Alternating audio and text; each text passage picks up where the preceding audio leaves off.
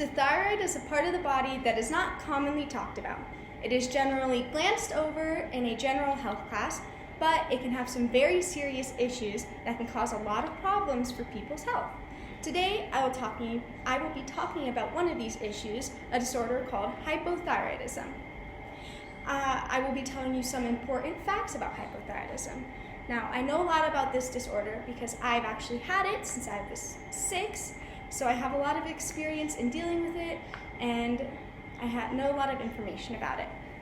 So, I will be telling you about a common cause of hypothyroidism, who is more susceptible to it, some common symptoms, and how it's treated. Now, a common cause of hypothyroidism is an autoimmune disorder called Hashimoto's thyroiditis or Hashimoto's disorder. It's an autoimmune disorder where the body attacks the thyroid. The body creates antibodies that attack the thyroid, and lymphocytes build up in the thyroid, and it slowly destroys the tissue of the thyroid. Now, the National Institute of Diabetes and Digestive and Kidney Diseases wrote in an article in 2017, Hashimoto's disorder is at least 8 times more common in women than in men. They also say it was the most common cause of hypothyroidism, affecting 5 out of 100 people. Now, researchers are unsure of what causes Hashimoto's disorder, but they believe it is a combination of genes or outside triggers.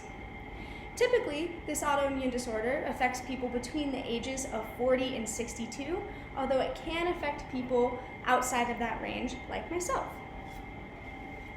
Now that I've told you a possible cause of hypothyroidism and who's more likely to have it, I'm going to be sharing some symptoms with you. Now, to start off with, hypothyroidism is where your thyroid doesn't produce enough of certain hormones.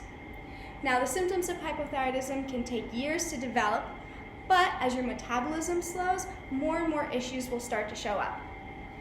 Staff at the Mayo Clinic wrote in an article in 2020, hypothyroidism signs and symptoms include fatigue, increased sensitivity to the cold, weight gain, depression, and an enlarged thyroid gland or a goiter.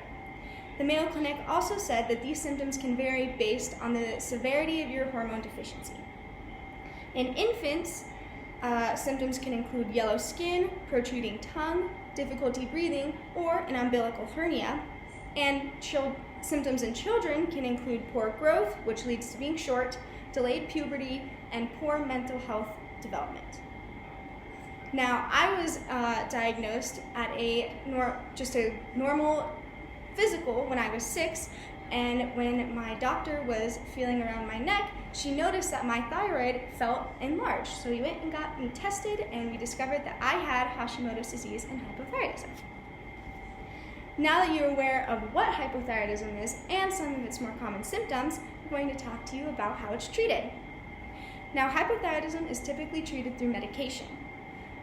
Researchers at the Harvard Medical School wrote in an article published in 2009, your clinician will prescribe pure synthetic T4, levothyroxine sodium. This medication works exactly like your own body's thyroid hormone, so it rarely has any side effects. People who have permanent hypothyroidism, like me, take synthetic T4 every day and have to take it for the rest of your life. The goal of this medication is to lower your TSH level to the midpoint of a normal range and maintain it there.